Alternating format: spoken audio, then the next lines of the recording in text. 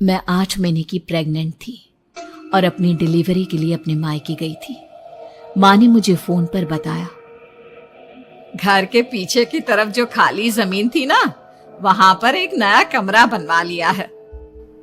इतने सालों के बाद जैसे ही अपने घर में कदम रखा, कुछ अलग सा लगा। माँ, ये घर के पीछे की तरफ नया कमरा बनवाने की क्या जरूरत थी? अरे बेटा, घर के पीछे दूर दूर तक खाली जमीन है। तेरे पापा को कई दिनों से लग रहा था कि यहाँ पर एक कमरा बनवा लेंगे तो ताजा हवा मिल जाया करेगी। अब तो ये सब छोड़ और चल जल्दी से दूध पी ले। माँ, मैं थोड़ी देर में पी लूंगी, आप सो जाओ। मैंने दूध का गिलास उठाकर उस खिड़की में रख दिया। पता नहीं कब आंख लगी। अचानक से खिड़की के पल्लों के खड़कने की तेज आवाज आई।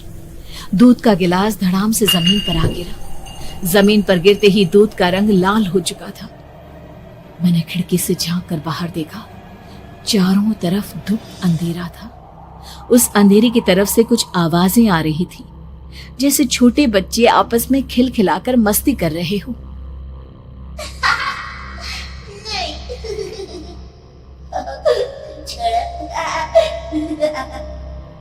इतनी रात को इतने घनघोर अंधेरे में बच्चों की आवाज कैसे आ रही है? घड़ी में वक्त देखा तो ठीक 12 बजे थे। देखकर मैं सन्न रह गई। बुरी आत्माओं और भूतों की कई कहानियां मैं सुन चुकी थी। वक्त भी कुछ ऐसा ही था। ऊपर से मैं प्रेग्नेंट। सुना था कि ऐसे वक्त में अक्सर बुरी आत्माएं औरतों का पीछा करती है, तो क्या मेरे पीछे भी? पसीने से तरबतर बड़ी मुश्किल से, जैसे कांपते हाथों से मैंने उस खिड़की को बंद किया। जल्दी से जल्दी उस कमरे से बाहर निकलकर माँ के पास जाने के बारे में सोचा, लेकिन जैसे ही दरवाजे की तरफ पलटी, लगा कोई साया हवा की स्पीड से दरवाजे के सामने से गुजर गया। मेरे गले में अटक कर रह गई। मैं जोर से चीख कर माँ को बुलाना चाहती थी, लेकिन वो आवाज खुद मेरे कानों तक नहीं पहुंच पा रही थी। तो माँ तक कैसे पहुंचती? खिड़की के पल्ले एक बार फिर तेज हवा के झोंके से धड़ाम करके खुल गया और पूरी ताकत से मैं चीख पड़ी। जानती थी मेरी चीख की आवाज सुनकर कुछ ही सेकंड में माँ वहां पहुंच जाएगी, लेकिन ऐसा कुछ हुआ ही नहीं। मेरा कलेजा डर के मारे फटा जा रहा था। आखिर माँ ने मेरी आवाज क्यों नहीं सुनी? इतनी गहरी नींद में तो माँ कभी नहीं सोती। ठीक पीछे खुली हुई वो खिड़की। मुझ में इतनी ताकत नहीं बची थी कि मैं पलटकर उस तरफ देख भी सकूं।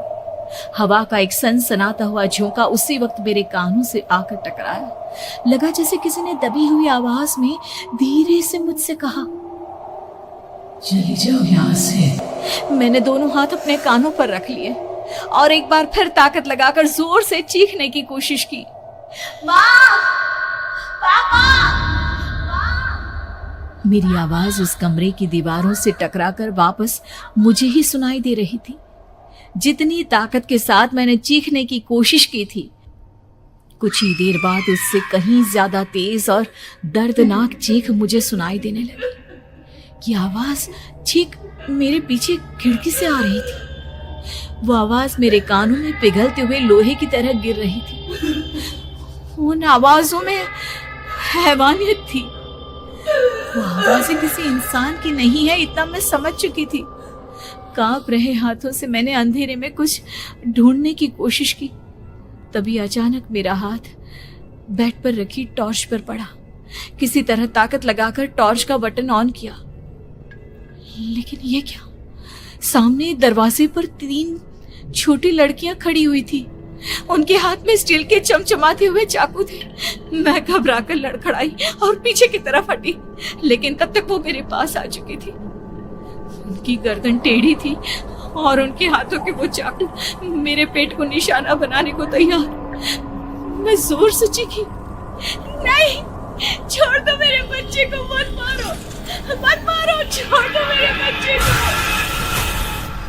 सोनाली, सोनाली, क्या हुआ बेटा?